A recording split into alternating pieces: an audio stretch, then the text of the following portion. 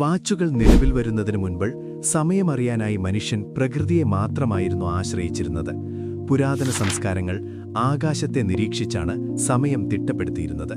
പകൽ സമയമറിയാൻ ഈജിപ്തുകാർ സൺഡയൽസ് ഉപയോഗിച്ചപ്പോൾ രാത്രികാലങ്ങളിൽ അവർ ജലഘടികാരങ്ങളെ ആശ്രയിച്ചു.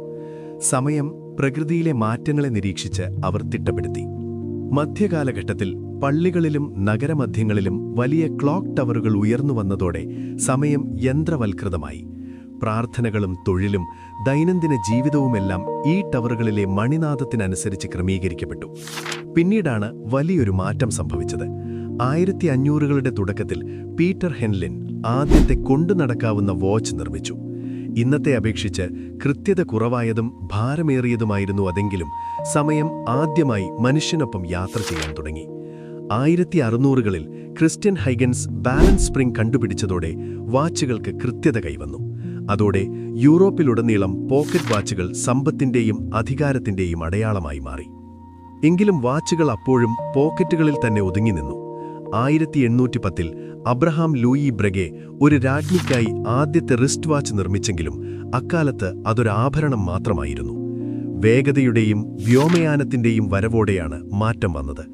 1904-ൽ വൈമാനികനായ സാന്റോസ് ഡ്യുമോണ്ടിന് വിമാനം പറത്തുന്നതിനിടയിൽ സമയം നോക്കാൻ ലൂയി കാർട്ടിയർ ഒരു റിസ്റ്റ് വാച്ച് രൂപകൽപ്പന ചെയ്തു.